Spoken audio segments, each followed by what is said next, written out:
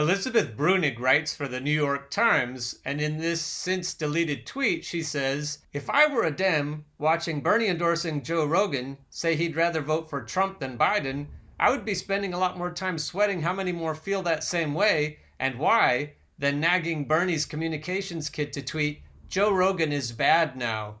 To his credit, Bernie's communications kid has not tweeted, "Joe Rogan is bad now." And the neoliberal Democrats are losing their shit about it. But Trump! You can't vote directly for Trump! And even though Elizabeth probably won't vote directly for Donald Trump, nor will I, we both understand the power of the people who will vote directly for Donald Trump in a general election, who are so pissed off that they've stolen Bernie from us. I'm guessing that Elizabeth removed this tweet because it was getting her ratioed on Twitter. It had 20,500 likes and 3,000 retweets before she deleted it.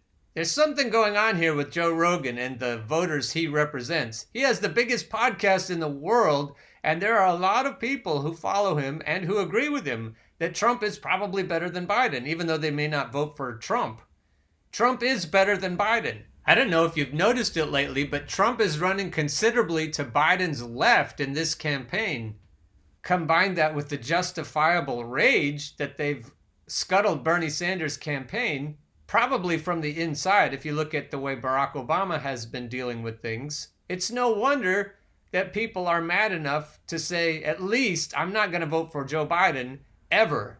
In the next clip, I'm going to talk about whether Elizabeth is right that Bernie is actually saying goodbye. Dun dun dun, a little foreshadowing here. I have a feeling that Bernie is sending his followers some mixed messages, and perhaps even within those messages are some clues that we can follow as to what he truly wants us to do. Please stay in this fight with me. Let us go forward together. The struggle continues. But as I review Elizabeth's April 8th op-ed here, I'm going to leave it stand that she says goodbye to an honest man's campaign. Frankly, I think it's too early to say goodbye. Bernie Sanders was right. Goodbye to an honest man's campaign by Elizabeth Bruenig, opinion writer for the New York Times. Bernie Sanders has ended his campaign for the Democratic presidential nomination, which is a tragedy because he was right about virtually everything. He was right from the very beginning when he advocated a total overhaul of the American healthcare system in the 1970s. He remains right now as a pandemic stresses the meager resources of millions of citizens to their breaking point and possibly to their death. He was right when he seemed to be the only alarmist in a political climate of complacency. He is right now that he's the only politician unsurprised to see drug companies profiteering from a lethal plague with Congress's help. In politics, as in life, being right isn't necessarily rewarded, but at least there's some dignity in it. And again, I want to stress that I don't think Bernie is ending his campaign. He's suspending his campaign, which is to me sort of like a horror film, at least to the liberal Dems, where his lifeless corpse might suddenly open its eyes and blink a few times at us. Back to Elizabeth. In fact, both of Mr. Sanders' presidential campaigns, beginning with his announcement in 2015 and ending here, were about dignity. Not only broad human dignity, Mr. Sanders' relentless focus on the grim lives of the American poor, sick, and disenfranchised is perhaps the greatest paean to the notion in modern political memory, but also the daily personal sort we grant one another each time we tell the truth. Mr. Sanders is not and has never been a liar. His remarkable consistency over time, his notorious bluntness, and his open disdain for sycophantic politics are all simply manifestations of that one critical fact. It made him an awkward fit for Washington, and it built him a movement. A member of Congress for nearly 30 years, Mr. Sanders has been bitingly frank about the way that money strangles American democracy. Rich individuals with a vested interest in defanging egalitarian politics donate to campaigns, PACs, universities, and think tanks in hopes of purchasing lawmakers' loyalties and rigging the legislative process in their favor. These oligarchs, the Koch brothers, the Mercers, and Michael Bloomberg, among others, exert control over our politics that far exceeds the one vote accorded to each citizen. Mr. Sanders wagered that the only way to battle the Leviathan was with sheer numbers. In 2019, 1.4 million individual donors from all 50 states sent the Sanders campaign some $96 million without closed-door fundraisers, hobnobbing in the Hamptons, or groveling to billionaires.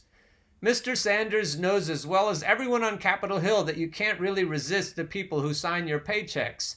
He was just the only one willing to say it and to accept all that entailed.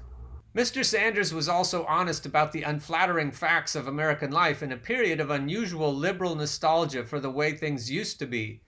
In 2016, when Hillary Clinton ran on the premise, as opposed to Donald Trump's, that America is already great, Mr. Sanders contended that just wasn't so.